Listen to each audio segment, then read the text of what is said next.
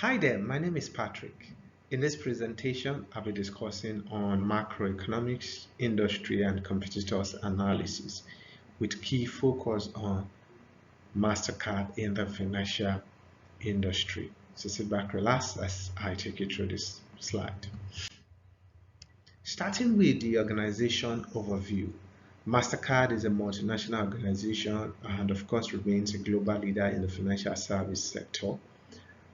Mastercard was founded in 1966 in New York, and according to a report on Forbes, Mastercard annual revenue in year 2022 was $10.9 billion with a profit of $8.7 billion. And as at the 17th of March 2023, the share price stood at 349.76. Now, with regards to the company, the service, and all that Mastercard does, the company services cut across payment processing solutions to businesses and consumers globally in the form of B2B, like business to business and business to customers, which implies that businesses can use Mastercard to collect payment from their customers in that regard. So Mastercard has a relationship between businesses to businesses, and so we have some other sub businesses in the fintech payment services that uses Mastercard credit cards in the form of virtual cards to render services to their customers. So such businesses will fall into the category of the business to business relationship of Mastercard, and of course example of such would include the likes of Cheaper Cash, Flutterwave, Paystack, and even Square. Right, so then Mastercard now have business to customers, which allows customers to use Mastercard's credit card to be able to shop for goods and services across multiple platforms. Mastercard presents service to customers in over 200 countries globally with diverse product offering, which includes credit card, debit cards, prepaid cards, in addition to digital payments gateway, which of course enables businesses to collect payments for services on their website. Mastercard enables and provides infrastructure and of course a robust solutions that allows financial institutions, merchants, governments, and other organizations, in broader category to process transactions in a secure, fast, and efficient manner. Moving on to my next slide, which is now focusing on the macroeconomics analysis of Mastercard. Starting with the growth, right? So Mastercard revenue is dependent on global economic growth since consumer spending rises in the period of economic growth. Right? So Mastercard as an organization relies heavily on macroeconomics factor, which of course is usually influenced by consumer spending, business operation, and the general economic outlook of every nation across the world.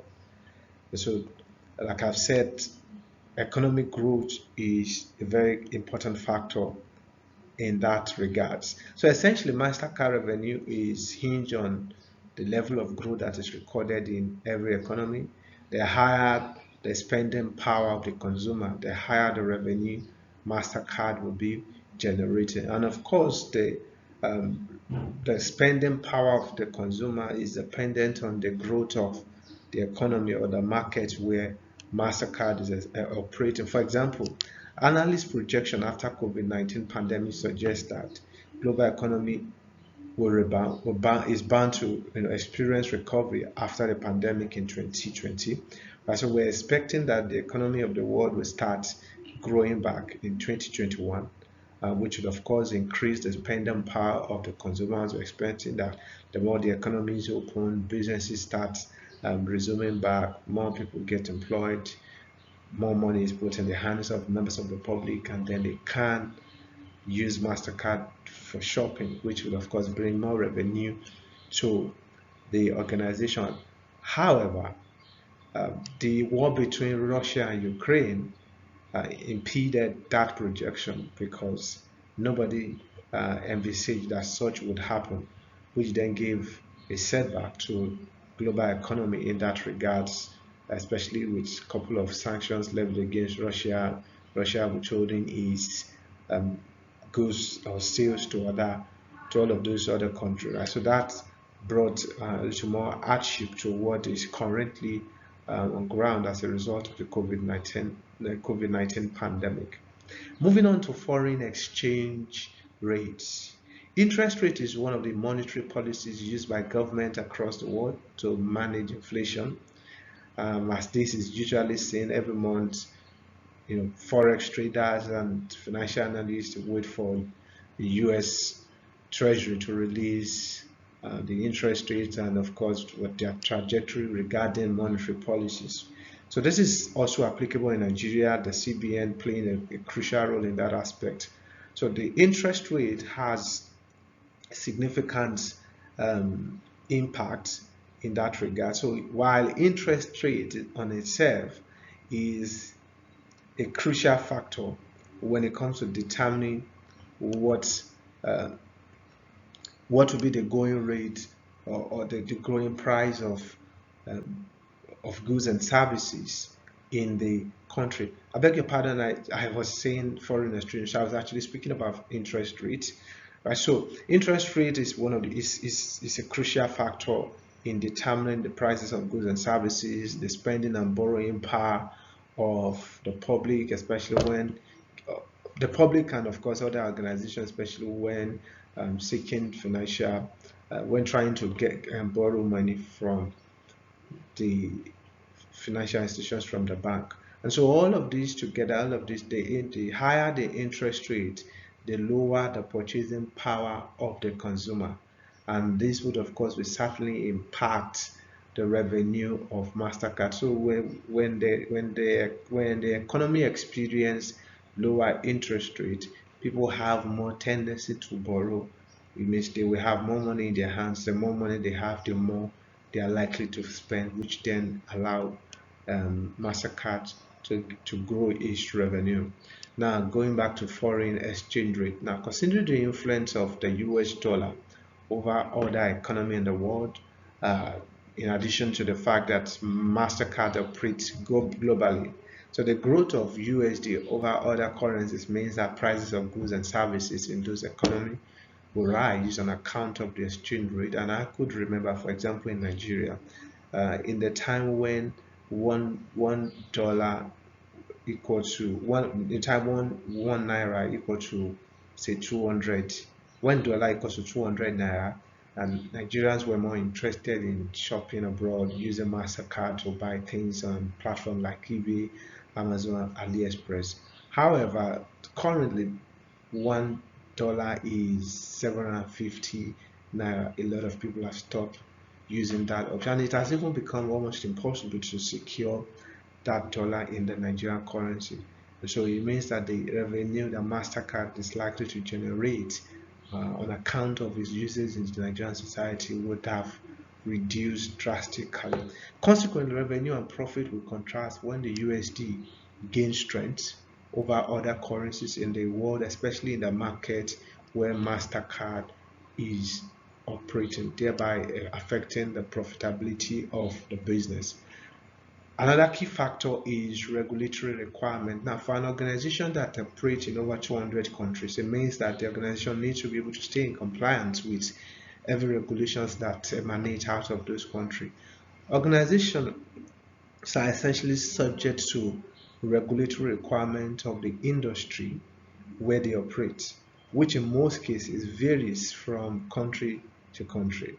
Mastercard, as a player in the global fintech and finance space, is faced with huge regulatory challenges, of course. So the challenges include how to navigate these ways through all of these bottlenecks that comes from government, especially um, in emerging economy. This can be very expensive to keep up with, as changes in regulatory policies such as new data privacy laws, restrictions on fees and charges, can significantly impact Mastercard revenue and profitability in that regard. Lastly, in this regards, which is technological advancement. So the need to keep up with trends has become very important, should I say extremely important, especially as the world begin to adopt digital economy, or as nations across the world begin to drive towards cashless policies. Right, so you find that there are several other fintech organizations, other competitors rising, coming into the pictures, coming up with diverse, innovative products. And therefore, MasterCard must stay ahead of these trends to remain competitive.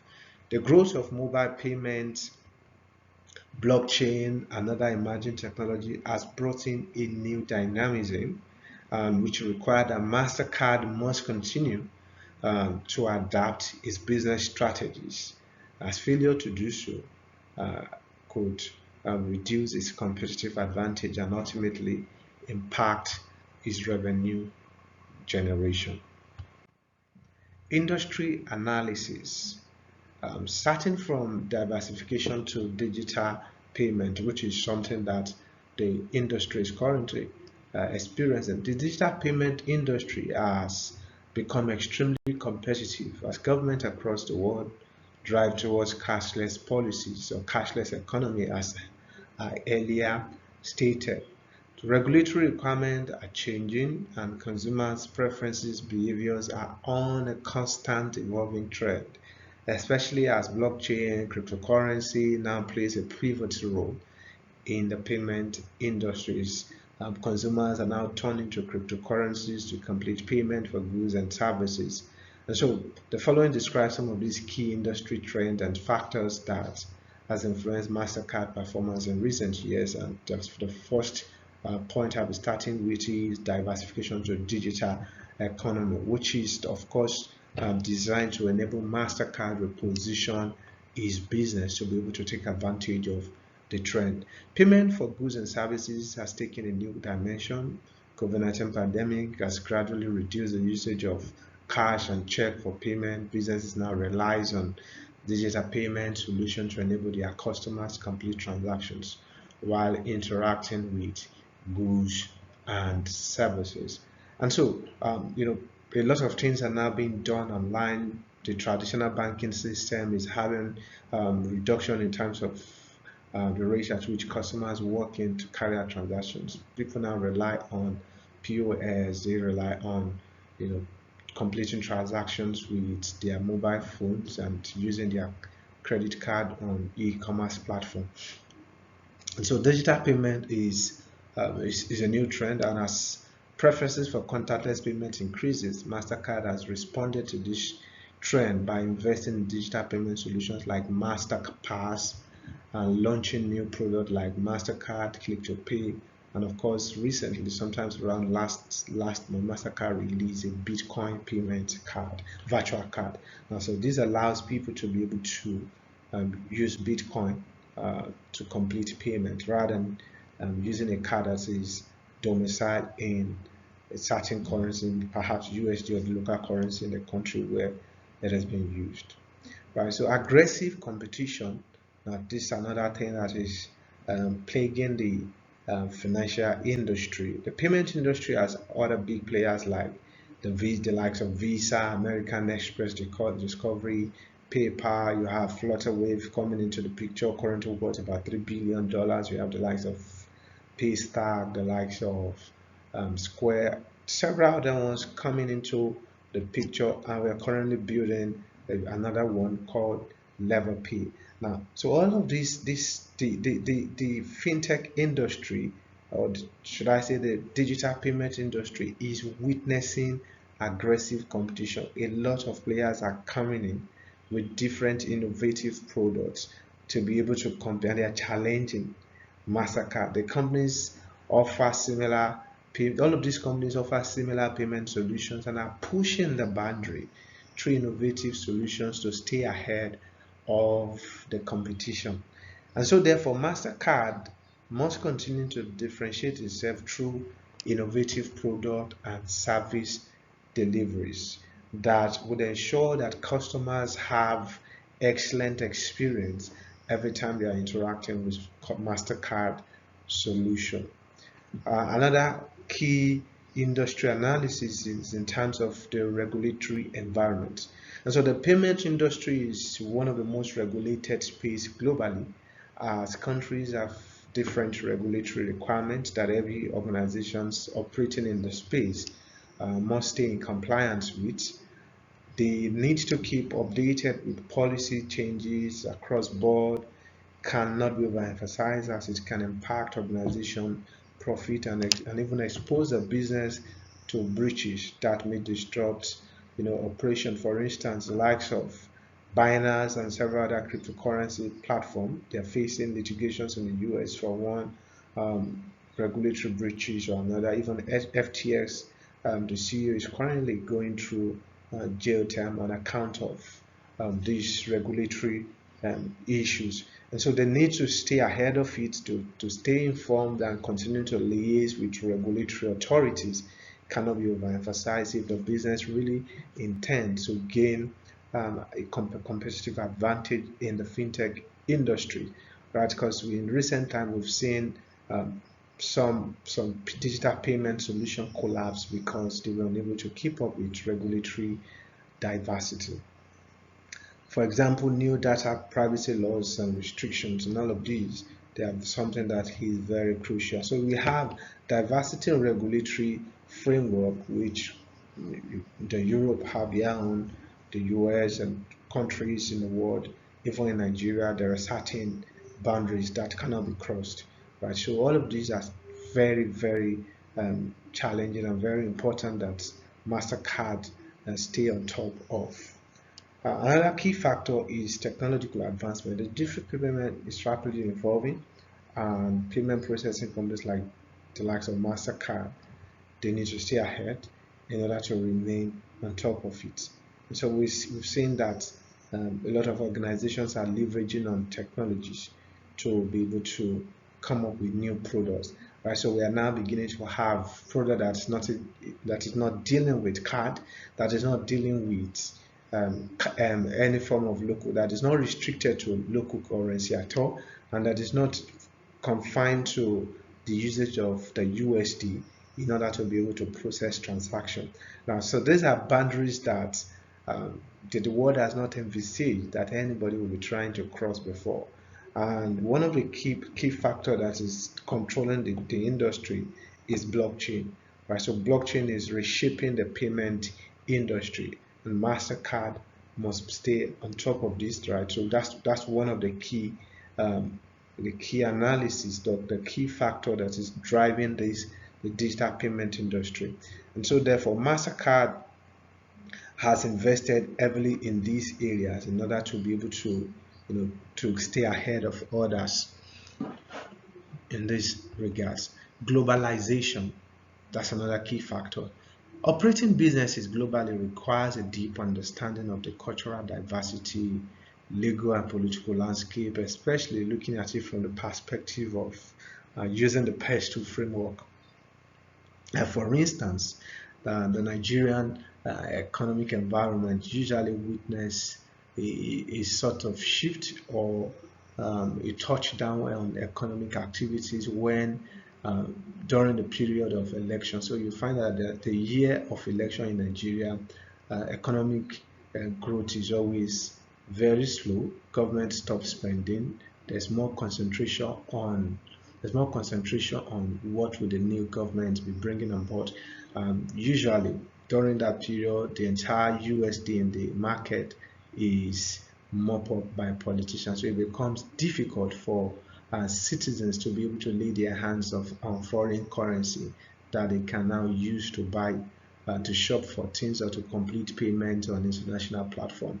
And so it is natural that Mastercard would experience slowdown in revenue from Nigeria during election period, especially as people will not be able to complete transactions since they do not have access to foreign currency during this period. And so in terms of diversity, in terms of the fact that there's cultural changes and the political, the legal system um, is on a constant changing trend across different countries where Mastercard operates.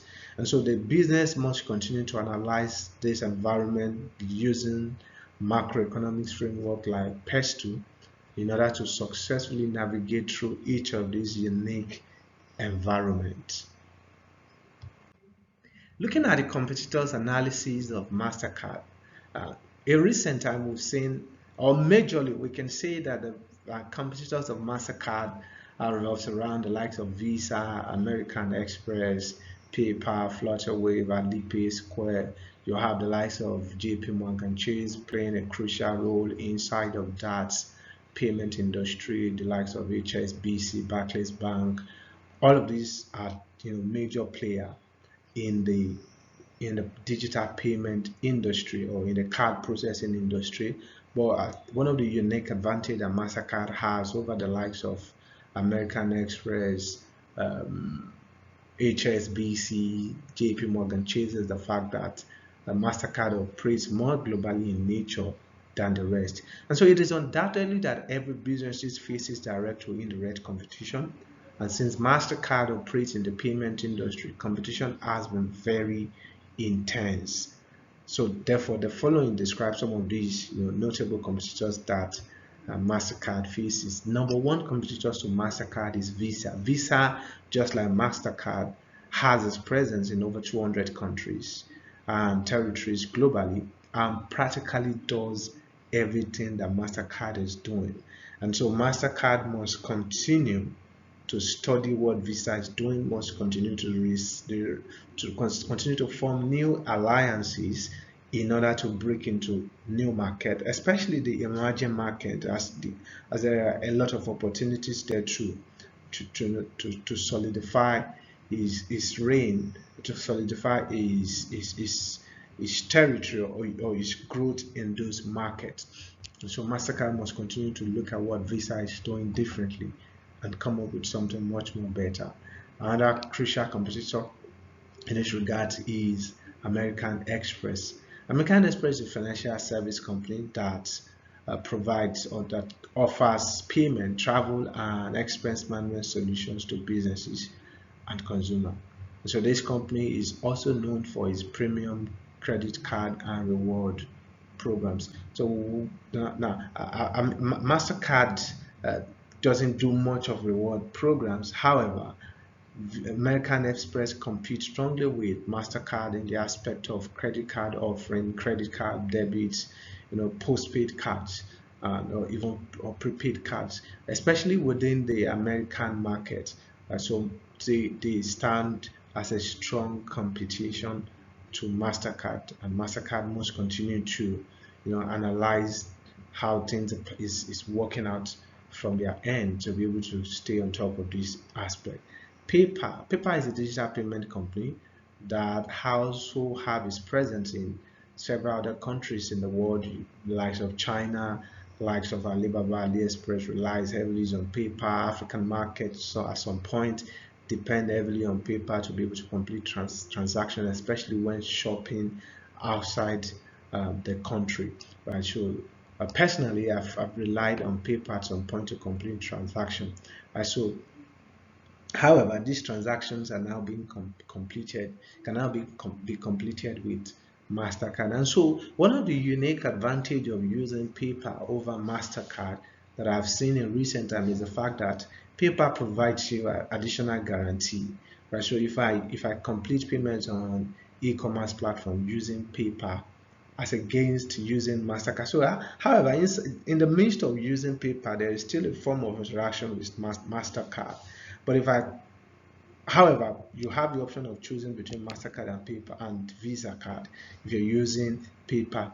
But the unique advantage of using PayPal direct is the fact that it offers guarantee to customer, which is if anything goes wrong, if that transaction is not or whatever I've purchased is not successful, PayPal will compel the customer to refund my money rather than if I use Mastercard. this opportunity is not available in this regard. So Mastercard needs to begin to look at ways of gaining advantage in that regard, provide guarantee to customers, ensure that they enable a way to get refund if anything goes wrong with the transaction in that regard. So PayPal is known for its ease of use and is a popular payment method for e-commerce transaction. And the likes of platforms like Alibaba, AliExpress, eBay, Amazon rely heavily on PayPal to serve their global customers. Flutterwave is one of the major e-commerce payment platform in Africa. This is one of the biggest digital payment company serving the African market, and of course emerging out of the African market. Flutterwave is currently worth about $3 billion. And so one of the unique advantages of Flutterwave is its efficient e-commerce platform, and of course it allows small and micro businesses to be able to list their product directly on the platform, which is sometimes or could be considered as a unique advantage over Mastercard in this regard. And so some of the unique advantage of Flutterwave is the ease of use, as earlier mentioned, customers, and the significantly low transaction fee that it offers customers. Lastly, in this, okay, so I still have the next one I have here is Alipay. Alipay is a member of the Alibaba group, and so in terms of financial capacity or strength, Alipay has it. Alipay is now the leading e-commerce platform. Is a member of the leading e-commerce platform in China, and of course, Alipay is the digital payment platform that Alibaba and the entire China market or the entire Chinese market relies on to be able to complete payment. However, Alipay is gradually expanding its coverage to other markets in the world, and we'll see how that pans out. So Mastercard needs to be able to watch how things pan out in that regard in order to be able to gain strength over Alipay. The last one in this regard is Square. Square is a payment processing company that provides digital payment solution for small businesses.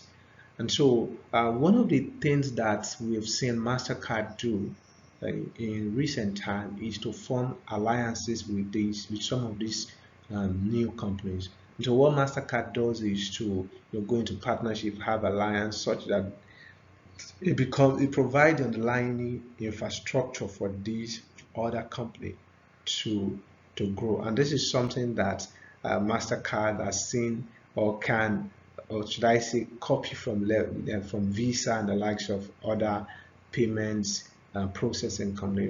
The same Visa card does the same thing, form alliance with new companies coming out of emerging market, provide the enabling infrastructure to be able to connect them to other parts of the world, and then that then give Mastercard still have visibility inside what they are doing. And that's the same thing that Mastercard has done with the likes of Flutterwave and Square. So inside of Flutterwave, you can use Mastercard to carry out transactions. And so forming alliances and forming new alliances, partnership, and of course looking at new innovative digital payment solution and partnering with them or sponsoring such is one of the ways that Mastercard can solidify its competitive advantage in the payment industry. And this is one of the ways most organization in the payment industry has been breaking,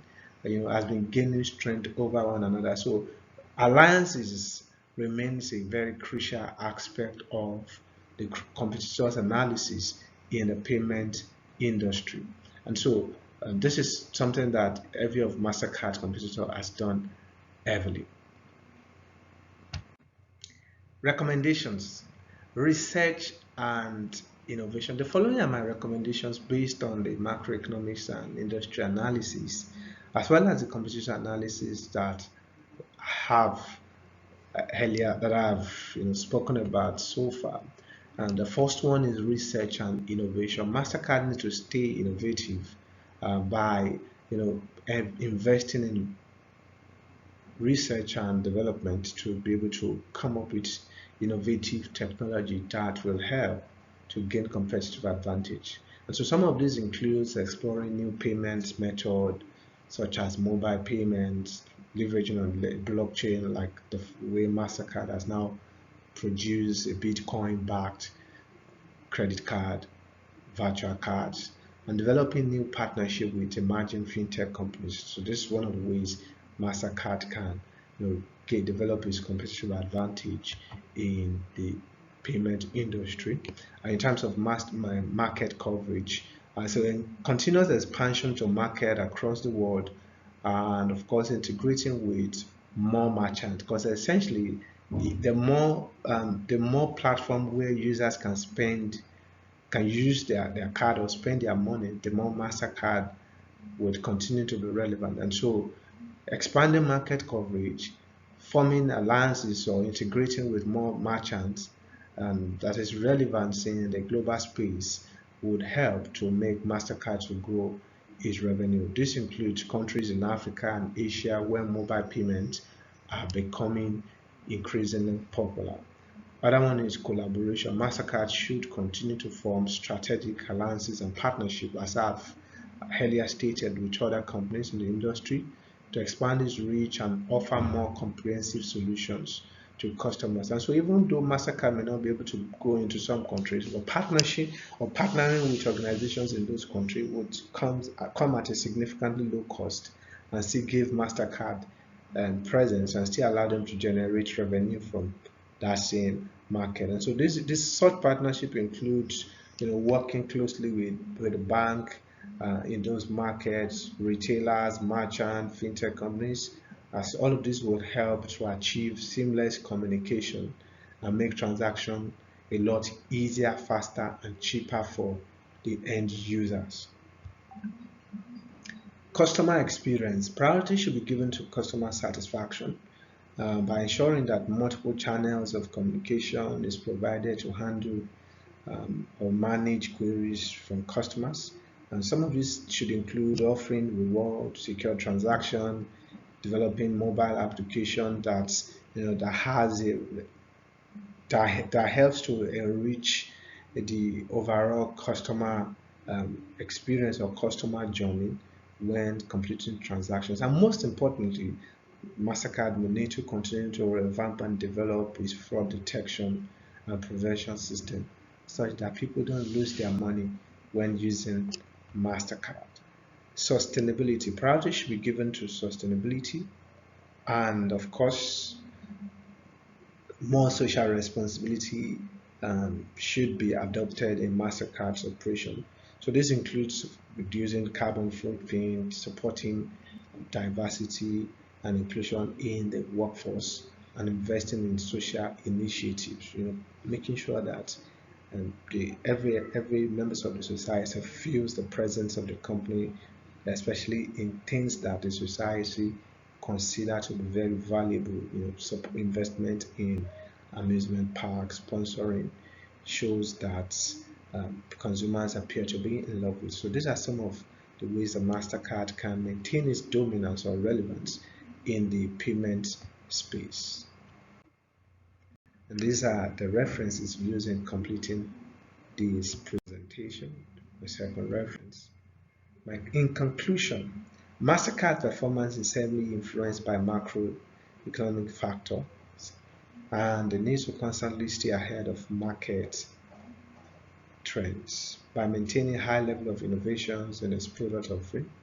To retain its leadership position in the payment industry, Mastercard must constantly adapt to industry changes, form new alliances with emerging fintech businesses, and prioritize customer satisfaction. Beyond this, Mastercard needs to give more attention to its sustainability and social responsibility strategy by supporting diversity and inclusion in its workforce planning, as earlier mentioned, and of course, do something much more for the general society, especially in the emerging economy where a lot of opportunity still lies. Thank you.